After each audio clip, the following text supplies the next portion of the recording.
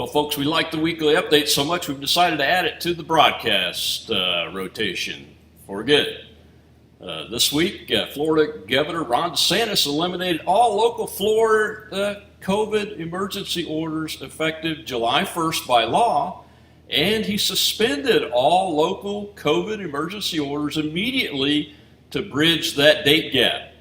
And of course, Team Apocalypse is melting down. Mr. DeSantis stated there is no longer an emergency and citizens no longer need to be, quote, policed, unquote, to comply with any orders. Of course, headlines like this are popping up, quote, DeSantis suspends all local COVID orders, comma, signs bill handcuffing cities and counties on future restrictions, unquote. And Team Apocalypse is once again predicting catastrophe, which they predicted in Florida all along. But the DeSantis government and administration has done this as right as it's possible to do. It's over, folks. Get these orders revoked around the country and return to a free America. Then force your state legislatures to perform emergency public health law reformation, severely restricting government ability to act like it has this past year. Your next fight is over vaccine passports, and some states are already losing. These passports are the gateway to the Chinese Communist Party's social credit system designed by America's, you guessed it, big tech oligarchs. So what we've seen of censorship and suppression is nothing compared to what they'll do with that. Things like this: stopping you from getting money out of your bank account, canceling your credit cards, preventing you from scheduling an Uber are just a few things in store for us if we don't stop these passports right now. The administration found a way to give $7 billion to Iran in a prisoner swap? Well, that's what an anonymous source from Iran State TV says as far as that goes.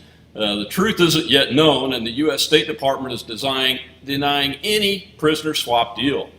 U.S. State Department spokesman Ned Price immediately denied the Iranian State TV report, quote, reports that a prisoner swap deal has been reached are not true, unquote.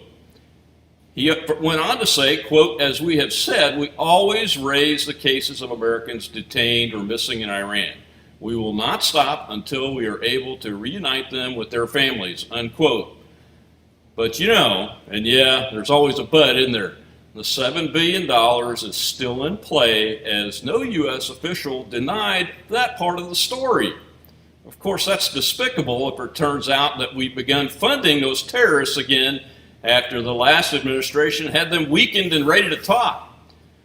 On another front, in the same area, U.S. has bombed the Taliban as U.S. and NATO forces began their formal withdrawal from Afghanistan on last Saturday. Violence broke out in multiple parts of the country, including near a base that's home to remaining U.S. soldiers. The U.S. responded with an airstrike on Taliban targets, while the Taliban has accused the U.S. of violating the agreement it signed to withdraw troops by May 1st. And they kind of have a point, folks. Biden caved to the Department of Defense on the withdrawal timeline by extending it to September 11, 2021. A really dumb idea.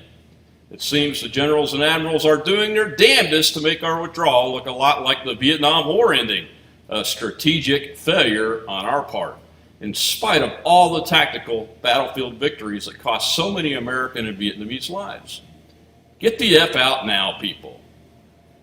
You remember the supposedly scathing news that Rudy Giuliani was briefed by the FBI about Russia targeting him for disinformation in a campaign?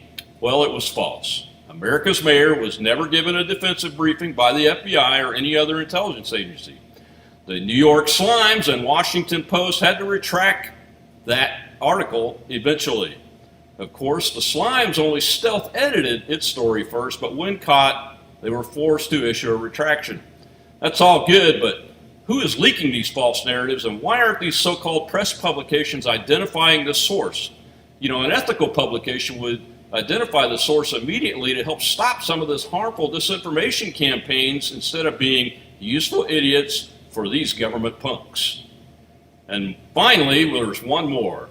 A man named Brandon Mitchell, the juror number 52 in the Derek Chauvin trial, who spoke publicly last week, defended his participation in last August's march on Washington after a photo circulated on social media. Folks, this man is a BLM activist. He lied to get on the Chauvin jury. You don't even have to believe that Chauvin is innocent to know he didn't get a fair trial. This is the kind of crap Americans oppose in very large numbers, and we will continue to do so.